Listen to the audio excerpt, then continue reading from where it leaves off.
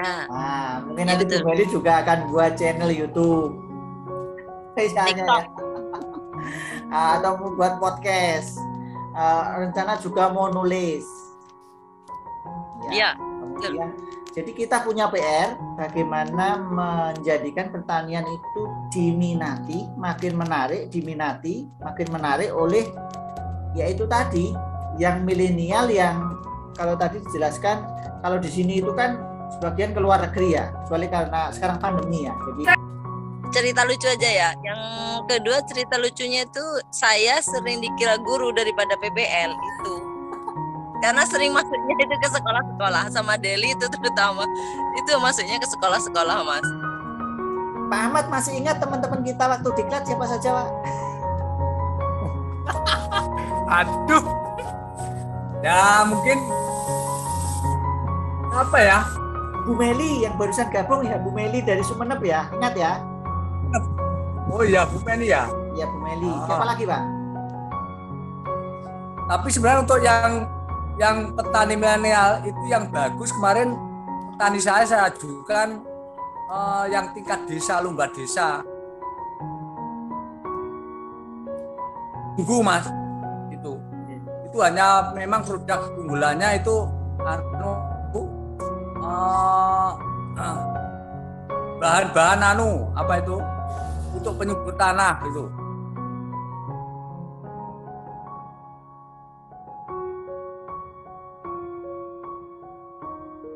Kita silaturahmi, jadi tidak hanya di sini, tapi setelah kembali di lapangan, tidak hanya berbicara masalah kedelai, tapi juga untuk komoditas yang lainnya. Negatif yang ditimbulkan selama ini, sebetulnya itu jauh lebih merugikan, Pak.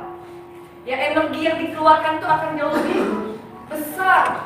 Tetapi kadang kita tidak menyadari hal itu, dan 3 tahun ke belakang, kalau kita tetap melakukan budidaya seperti ini, mau tanaman apapun sama, Pak, ya, sehingga harus dimulai dari sekarang. Di praktek hayati dan nabati itu ada perbedaan di mana, gitu. Kemudian resepnya apa, bagaimana cara pembuatannya, kemudian dibahas seperti tugasnya Bu Dewi tadi.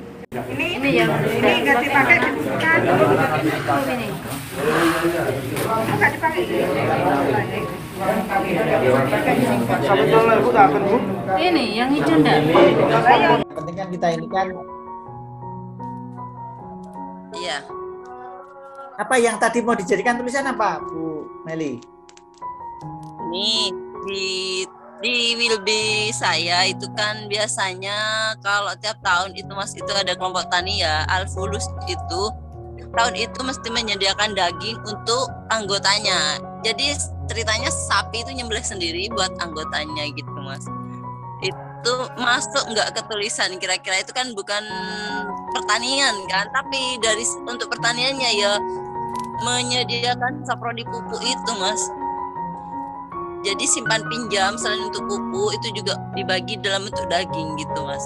Terus itu kalau hari raya juga kadang bagi-bagi beras. Kalau pas kasnya banyak itu bagi beras.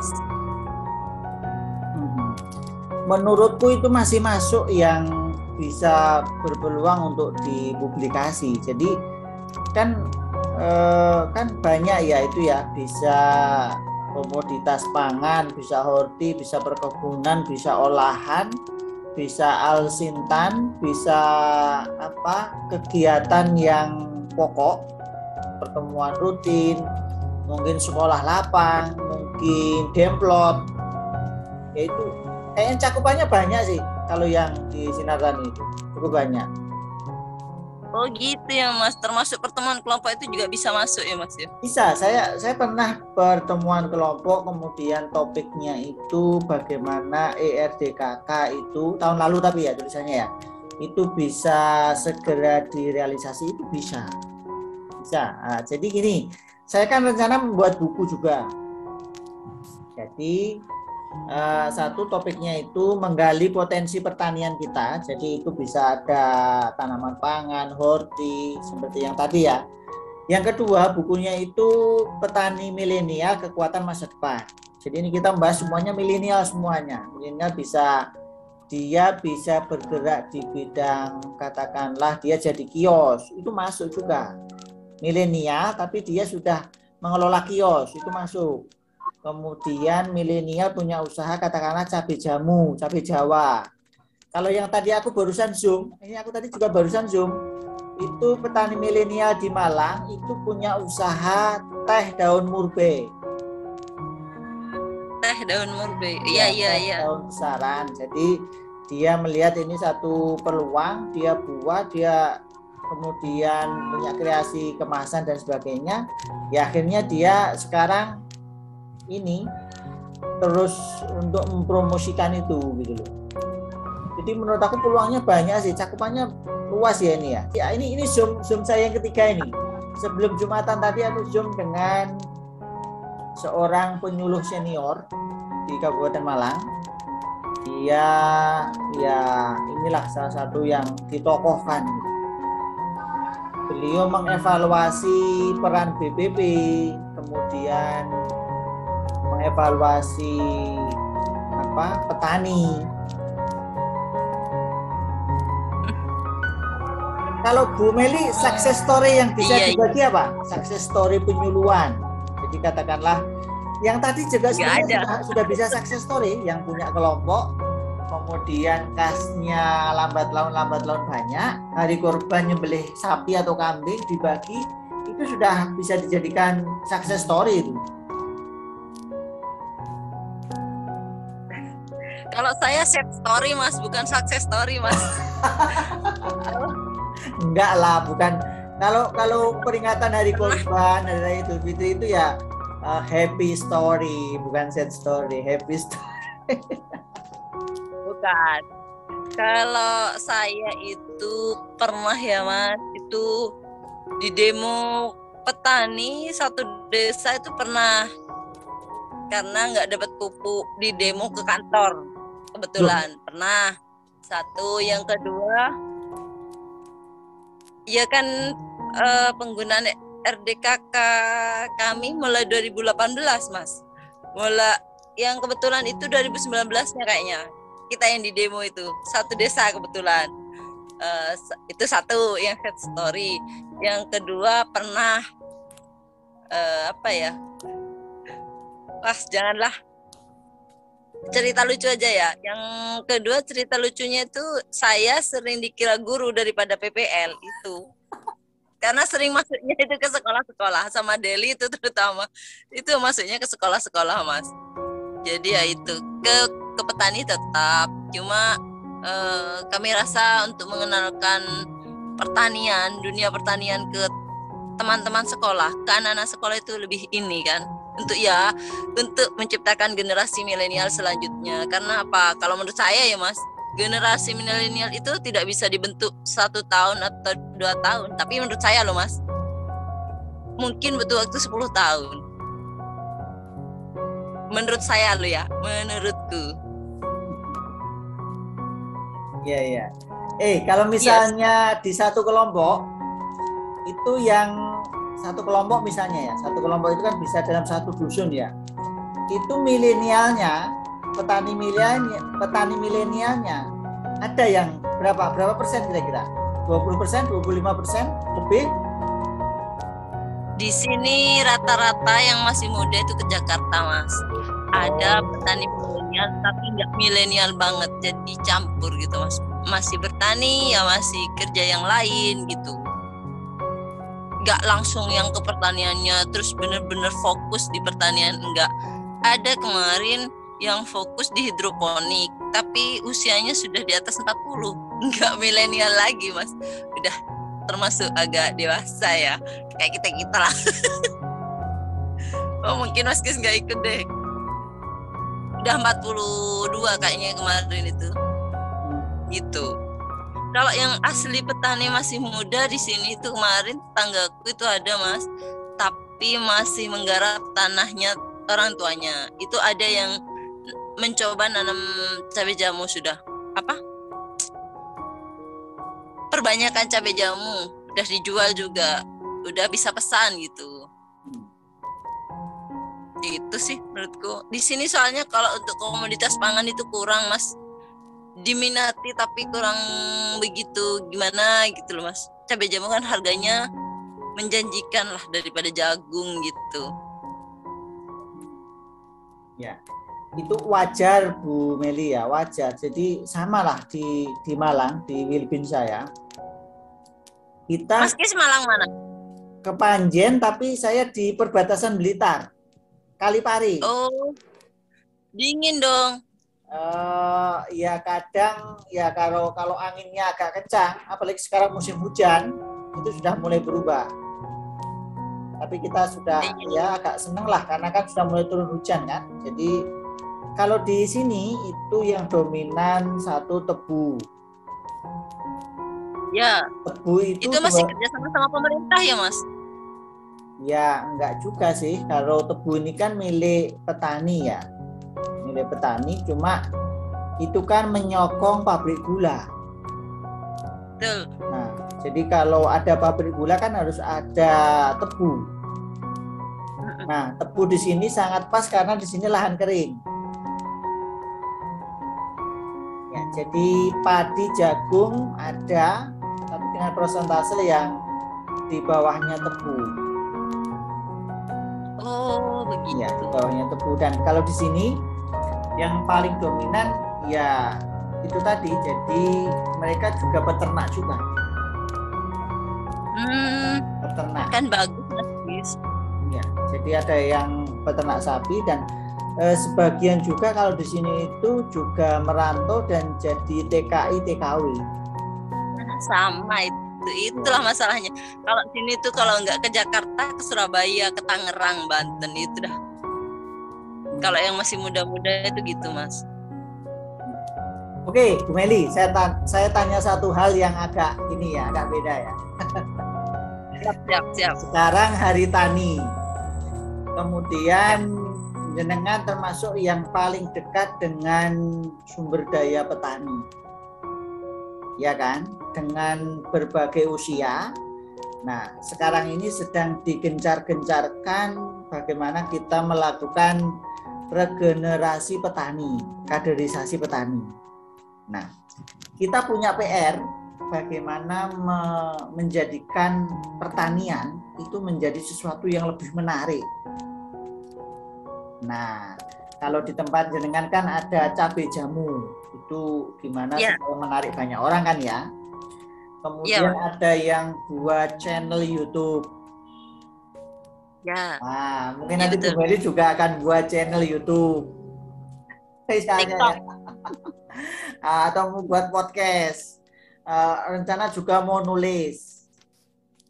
Ya. Kemudian jadi kita punya PR bagaimana menjadikan pertanian itu diminati, makin menarik, diminati, makin menarik oleh yaitu tadi yang milenial yang kalau tadi dijelaskan kalau di sini itu kan sebagian keluar negeri ya, kecuali karena sekarang pandemi ya. Jadi orang mulai mikir kalau sekarang pandemi itu orang mulai mikir kembali ke kampung halaman, kumpul keluarga, katakanlah ada tanah warisan orang tua, sebagian ya sebagian enggak ya. Benar. Pandemi aneka entah itu padi, jagung dan sebagainya. Menurut Bu Meli apa yang bisa kita lakukan untuk yaitu tadi menjadikan pertanian itu makin menarik? Menurut sampean apa? Menanamkan mindset dulu sama ya Mas ya. Karena tanpa kita rubah mindsetnya, nyun sewu Mas, mindset petani kita itu adalah kalau jadi petani itu jadi kaum rendahan. Itu mindset di luaran ya Mas ya. Itu pertama. Yang kedua itu seharusnya lebih selakannya gitu Mas. Karena apa? Sekarang untuk nyari komoditas yang benar-benar non kimiawi itu susah. Terutama di pestisida ya Mas ya. Itu. Yang ketiga memberikan surprise mungkin bagi adik-adik kita yang masih muda-muda ini, terutama petani-petani di bawah kita, memberikan door prize, dukungan dan lain sebagainya. Itu mungkin Mas. Gini, saya tanya lebih lanjut boleh ya? Boleh, monggo. Yang mindset tadi, saya sangat setuju mindset tadi. Jadi menurut saya sangat salah kalau jadi petani itu kastanya paling bawah. Jadi itu Betul. kan yang harus dibalikkan ya. Iya, paling tinggi Itu Mas. yang harus dibalik karena gini, ada petani dan mungkin dalam persentase yang tidak kecil. Jadi kalau di tempat itu gini, mereka petani tapi sekaligus peternak. Jadi katakanlah mereka Bagus itu berkesinambungan. Iya. Ya, maksud saya gini, untuk mengubah mindset tadi, Bu Meli ya, untuk mengubah mindset tadi ya, apa yang bisa kita lakukan untuk mengubah mindset tadi itu? Itu kan perlu ini ya, nggak tahu istilahnya mau didoktrin baru, mau dikasih pembelajaran ekstra, mau bagaimana? Kira-kira caranya gimana? Kita mengubah mindset tadi itu. Kita mengubahnya ke petani dulu. Jadi mereka adalah subjek yang luar biasa, potensinya besar, mereka bisa berpenghasilan besar, mereka bisa jadi eksportir, mereka bisa luar biasa pokoknya. Ya apa cara nih? Nah, ya itu Mas, itu nggak bisa cepat, satu. Yang kedua, harus telaten dan harus berkelanjutan gitu loh Mas. Oke loh, justru yang ini yang menarik ya. Jadi kita punya semacam PR jangka panjang kan begitu ya, punya PR jangka panjang karena ini tidak bisa diselesaikan dalam 1 hari, 1 minggu atau 1 bulan. Jadi ini perlu ada interaksi dan menurut saya ini perlu semacam kurikulum. Nah, kalau ini kurikulum, ini perlu ya itu tadi, karena katakanlah ini misalnya 10 tahun ya. Ya ini kan bisa kita lakukan gimana kita punya interaksi yang terus menerus kan begitu ya. Mengubah mindset, menjadikan mereka jadi subjek, menjadikan mereka jadi seorang inovator, menjadikan mereka memiliki produk yang punya nilai tambah. Kalau tadi saya ngobrol dengan yang tadi milenial juga, petani milenial di Malang, dia punya teh daun murbe itu. Nah, jadi ini PR yang tentu akan kita harus kerjakan, ya kan ya. Kemudian nanti entah sekian lama kemudian nanti kita punya gambaran begini. Petani itu adalah tuan di negerinya sendiri. Kira-kira gitu ya, Bu Meli ya? Ya, betul Mas. Paling tidak petani kita yang akan datang itu minimal mensuplai makanan untuk petani, untuk masyarakat kita sendiri gitu loh Mas. Jangan kita ya untuk mencukupi kebutuhan kita sendiri gitulah. Jadi sebenarnya bisa dibilang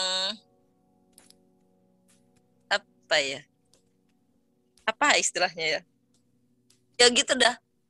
Jadi untuk kita, dari kita untuk kita gitu loh Mas. Dan kalau saya pribadi itu begini Mas, kalau kita kan biasanya langsung dari hulu sampai hilir gitu kan. Kalau saya maunya enggak Mas. Jadi dari hulu itu misalnya petani A, hilir petani B gitu. Terus nanti bagian produk pemasaran produk itu petani C begitu Mas. Jadi merata gitu. Karena nggak bisa kalau kita langsung hanya berpaku tangan pada satu petani. Ini harus sukses. Nanti yang terjadi itu kayak kasus yang sekarang itu Mas. Antara harga jagung dengan harga telur gitu. Iya. Jenengan sama Bu Deli itu satu BBP ya? Dulu iya, sekarang beliaunya pindah Mas karena jauh. Betulan jauh banget memang. Karena hamil 9 bulan, akhirnya terus kemarin bulan berapa ya terpapar COVID. Akhirnya dipindah sama Kadis. Pas hamil terpapar COVID juga? Itu malah pas hamil 8 bulan paling. Bulan 6. Loh, iya bener ya? Iya. Masuk puskesmas sampai Mas. Tapi enggak apa-apa ya, termasuk kehamilannya enggak apa-apa ya? Alhamdulillah enggak apa-apa. Enggak kok. Ya mungkin ketularan teman-teman mungkin Mas, rata-rata se-BBB itu kena semua. Di situ? aku yang pertama. Loh, iya tak? Iya. Coba cerita gimana? Kenanya gimana? Itu Aku terus pindah ke amin. Terima kasih Bu Meli Farida dari Dinas Pertanian, ya, kemudian Hortikultura dan Perkebunan Kabupaten Sumeneb. Ini kawan saya dulu waktu pelatihan proteksi kedelai di Ketindan tahun 2019 kalau tidak salah ya, Bu Meli ya. Ya. Betul. Kita alhamdulillah masih sambung silaturahim, saling mendoakan. Beliau sempat kena COVID, tapi alhamdulillah kemudian bisa ditahan, kemudian masih bisa istilahnya untuk melanjutkan perjuangan ya. Tadi kita punya beberapa kesepahaman bahwa mengubah mindset bahwa petani itu satu profesi yang tentu bisa sejajar dengan yang lainnya. Jadi itu satu garis bawah dan di bold ya, dipertebal. Petani itu bisa sejajar dengan profesi apapun. Nah, itu gimana caranya? Yaitu tadi kita harus menjadikan petani itu petani yang hebat, yang apa istilahnya bisa menjadi sosok-sosok yang punya inovasi, penghasilannya juga lebih besar dari tahun ke tahun, produktivitasnya juga makin meningkat, kemudian juga bisa menyediakan sumber pangan untuk masyarakat sekitarnya yang aman, sehat, dan nutrisinya juga tinggi gitu nggih. Berkesinambungan. Jadi nggak kurang-kurang gitu Mas. Berkelanjutan. Jadi kita terima kasih Bu Meli sudah bergabung. Nanti kita akan pilah-pilah mana yang nanti akan kita publish, dan nanti kalau mau yang itu tadi petani milenial coba nanti dijadikan sumber tulisan, monggo nanti dipilih siapa satu yang sekiranya nanti beliau dalam beberapa waktu ke depan itu nanti menjadi pengusaha petani yang hebat apapun komoditasnya ya. Jadi mungkin cabai jamu juga masuk. Yang tadi saya masuk berarti Mas Kis. Gimana? Saya masuk berarti. Masuk kan, milenial juga. Udah 40 loh. Enggak ya, dianggap 30 kan enggak apa-apa. Enggak apa-apa juga. Dianggap 25 enggak apa-apa Mas Kis. Iya, jadi nanti gini, kalau menampilkan petani milenial kan penyuluhnya juga bisa masuk. Ya kan ya? Ya betul. Jadi kalau misalnya petaninya pengurus kelompok tani bisa jadi pengurus yang hebat, katakanlah Idul Adha nanti nyembelih sapi, Idul Fitri nanti mungkin membagikan bingkisan atau beras atau apa juga. Jadi aspek kita sangat luas kok sepertinya. Siap Mas Kis. Oke. Sementara gitu Bu Meli ya. Sami-sami Pak. Kita terima kasih, jaga kesehatan. Insya Allah lain waktu kita sambung. Mungkin nanti kita bisa punya satu gambaran yang berbeda. Nanti saya punya pengalaman baru, penjenengan punya pengalaman baru, teman kita yang lain mungkin gabung. Saya tadi menghubungi Pak Ahmad Ponorogo, tapi beliaunya kan mungkin programnya banyak gitu loh. Jadi belum bisa gabung. Bu Minarti Lamongan juga ya, sekarang semuanya sibuk. Jadi aku siapa? Karek ngomong nih kok ini Mas Kis. Banyak sudah Mas. ya suaramu dibuka itu suaramu Bukan aku dah. wajahmu toh. Oh, Suara ini ada yang gabung ini. Pak Ahmad, gimana kabarnya Pak Ahmad? Maaf, saya terlambat, barusan sampai rumah. Oh, alhamdulillah. Bu Meli, Maaf. ini sahabat kita gabung Bu Meli, ayo gabung Bu Meli. Oke, siap-siap Bu Meli mau sholat asar dulu, nggak apa-apa. Sekarang saya dengan Pak Ahmad. Ya, Gimana kabarnya Pak Ahmad? Ponorogo aman ya? ya, terima kasih.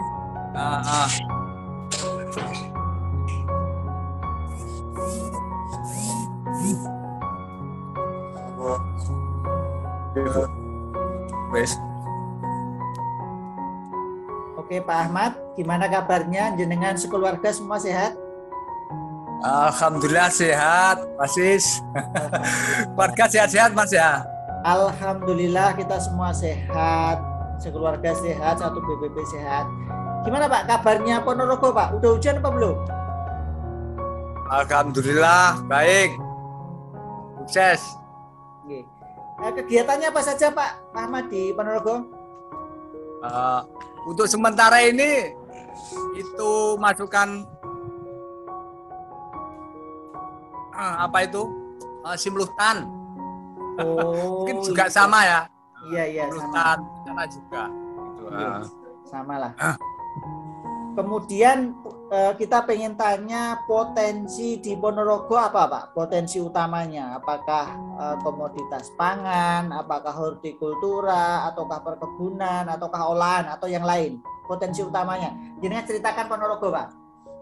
Ya, terima kasih. Kalau sementara ini masih padi Pak, tanaman pangan. Iya Mas, itu. Kalau untuk porang mungkin pemasarannya juga kelihatannya sulit, rendah jualnya itu. Mungkin kalau yang di Jawa Timur kemarin kayaknya ditutup ya anunya. Mungkin kualitasnya dari Jawa Timur kurang itu. Iya. Kan Ponorogo dekat Madiun, Pak. Ya. Nah, untuk Madiun kan masih barusan katanya diresmikan kemarin yang itu pabrik orang itu. Kalau di sana gimana Mas? Untuk produktivitas yang unggulan apa? Kabupaten Malang itu ada yang sentra padi juga Pak. Kemudian untuk yang lahan kering itu sentra jagung. Jagung, ya. Kemudian yang ada lahan istilahnya perhutani di bawah tegaan ya. Itu ada ubi kayu. Ubi kayu. Ya. Nah, orang mulai melirik porang. Ya. Ya untuk ya jadi ada ubi kayu, ada porang. Kemudian juga di sentra yang lain juga ada tebu juga. Mitra kerja itu ya Mas ya. Kemitraan. Ada yang kemitraan, ada yang mandiri, Pak. Oh, itu. Itu di tanahan itu, Mas. Apa itu? Sekitar hutan, Ya, yang di tanah sekitar hutan itu termasuk yang sekarang lebih banyak ke porang. Cuma ya sekarang harganya kan juga mulai ini kan ya, porang agak mulai enggak stabil juga kan? Ya, menurun. Ya. Pak Ahmad masih ingat teman-teman kita waktu diklat siapa saja, Pak? Aduh. Ya, mungkin apa ya? Bu Meli yang barusan gabung ya, Bu Meli dari Sumeneb ya, ingat ya? Oh iya, Bu Meli ya? Iya, Bu Meli. Siapa lagi, Pak? Loh, kemarin nih, pas diklatnya itu kan pas puasa ya? Enggak, Pak. Enggak. Oh, yang puasa berarti yang anu ya? Yang anu apa itu? Oh, apa ya? Yang sama Blitar sama itu. Mungkin kalau saya enggak buka di grup. Masa enggak ingat yang lain? Nah, Ponorogo dulu 2 kan, Pak ya? Ponorogo saya sama Mbak Anu. Apa yang barusan masuk di anu itu, masuk di P3K. Iya. Yang Mbak Anu. Siapa itu? Dari anu Jambon. Saya ingat satu kamar saya yang Mas Anu. Ya dari Sumeneb ya? Dari Jember. Oh iya, dari Jember. Terus Pak yang gitar itu disapa Bu Meli itu. Assalamualaikum, gimana kabar Pak Ahmad katanya. Ayo Bu Meli gabung lagi Bu Meli. Ya Bu Meli. Assalamualaikum Bu Meli. Iya ini. Tadi sudah gabung Pak, tadi sudah gabung Bu Meli. Oh ya. Nah sekarang jenengan mengucapkan selamat Hari Tani Pak Ahmad. Jenengan yang belum, monggo mengucapkan selamat Hari Tani. Nanti dan harapan-harapan ke depan, monggo. Ya. Selamat Hari Tani. Semoga petani ke depan yang lebih maju dan mungkin dari segi kualitas mungkin kita ada penerusnya dari petani-petani muda milenial. Oke. Terus gini Pak Ahmad, nanti kita mau buat Zoom lagi ya, nanti jenengan harus siap-siap ya, nanti yang sering kita tanyakan itu cerita sukses penyuluhan atau cerita sukses saat bertugas. Jenengan punya satu cerita sukses nggak? Monggo dibagi ke sekarang. Nggih, Bu Meli juga mau izin enggak apa-apa. Monggo Bu Meli, sampai ketemu Bu Meli nggih. Oke, nggih, mau ngantar anak. Monggo sekarang Pak Ahmad. Ya. Monggo sekarang Pak Ahmad. Cerita suksesnya apa ini? Cerita sukses. Untuk sementara ini kami memang untuk pendampingan di yang ada yang tinggi ada. Nah, yang paling tinggi mungkin kita juga terus terang pendampingan kita di daerah pegunungan yang di daerah Pelem Mas, Pelem. Gitu. Nah, adapun untuk yang daerah yang kena banjir yang saya masukkan di Sambilawang, kemarin itu pernah saya untuk mencoba padi apung Mas, padi apung. Dan sebenarnya itu juga sukses karena kita hanya mencoba itu hanya 2 meter persegi,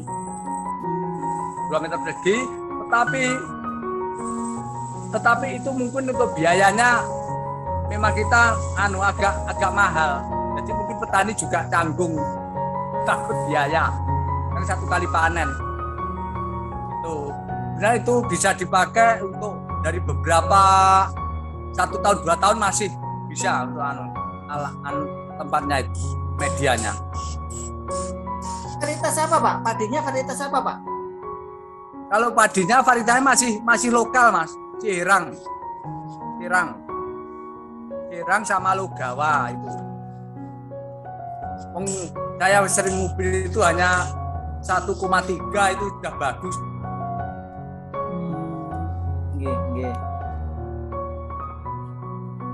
Terus gini Pak Ahmad, saya ini kan juga menulis Pak. Halo? Ya. Pak Ahmad. Ya. Nah, kalau Pak Ahmad ada petani milenial, ya petani milenial yang berkualitas unggulan, ya menurut Pak Ahmad itu bagus, prospeknya bagus, kemudian bisa jadi pengurus, bisa jadi anggota, itu nanti profilnya bisa kita tulis Pak. Ada jenengan petani milenial yang unggulan gitu. Kalau untuk sementara ini saya tidak tahu ya, saya kok dimasukkan di BPM, Duta Petani Milenial dan Duta Petani Andalan kemarin yang di Jatim. Betul, itu. Ya. Nah saya kemarin sudah koordinasi sama Pak Kabit ya, Kabitnya di Bitlu, yang lain kan Bitlu itu bidang penyuluhan. Nah itu kemarin itu sebenarnya yang direkrut itu kan bukan PNS itu, saya keliru. Nah, tapi saya di grup untuk yang kabupaten, yang daerah saya keluar. Nah, tapi sebenarnya untuk yang petani milenial itu yang bagus kemarin petani saya ajukan yang tingkat desa, lomba desa. Tunggu Mas, itu hanya memang produk unggulannya itu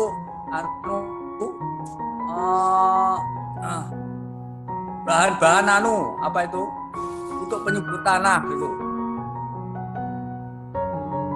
Kayak di komposter gitu Pak ya? Ya, di komposter ya. Iya. Tuh. Itu bagus juga Pak, itu Kita disiapkan ya. Berarti gini Pak Ahmad, monggo nanti mungkin ini ya, petani milenialnya ini adalah duta petani andalan atau duta petani milenial Ya. yang di Ponorogo, yang mungkin inovasinya bisa yaitu tadi mungkin membuat dekomposer atau membuat pupuk organik cair atau mungkin membuat pestisida nabati seperti diklat kita dulu. Mungkin punya inovasi menggerakkan anggotanya, mungkin bisa meningkatkan produktivitasnya padi misalnya, mungkin petani horti ya. Kalau petani horti ini kan nggak banyak orang yang mau mencoba kan ya, mungkin harga cabai jatuh malah mulai menanam cabai, tapi ketika panen hasilnya kan bagus, itu kan bisa jadi profil juga. Jadi nanti monggo saya menawarkan kalau ada petani milenial yang unggulan di Wilbinnya Penjenengan atau di Ponorogo secara umum, punya komoditas, punya inovasi, nanti coba kita tulis di Sinar Tani Pak ya. Ya. Mungkin jenengan pengen titip salam untuk teman-teman kita atau teman-teman jenengan atau untuk para petani yang mau disampaikan? Belum, sementara belum ya. Oke, karena tadi sudah agak lama, ada apa-apa jenengan akhirnya bisa gabung. Nanti kapan-kapan kita undang lagi ya, nanti untuk cerita sukses yang lain ya. Ya, terima kasih. Ya, saya siap. Ya, siap. Saya terima kasih Pak Ahmad sudah bergabung. Tadi Bu Meli juga sudah bergabung. Kita ini dulu alumni Diklat Proteksi Kedelai di Ketindan 2019. Sekarang kita masih bisa silaturahim. Mudah-mudahan imunnya lebih kuat. Amin Ya, ya. pandeminya selesai. Nah, kita nanti bisa ya enggak tahu nanti mungkin diklat lagi atau mungkin Zoom lagi atau mungkin cerita sukses apa gitu Pak Ahmad ya. Ya, terima kasih. Mudah bisa ketemu lagi ya. Terima kasih. Terima kasih. Amin. Monggo. Terima kasih. Assalamualaikum warahmatullahi wabarakatuh. Waalaikumsalam warahmatullahi wabarakatuh.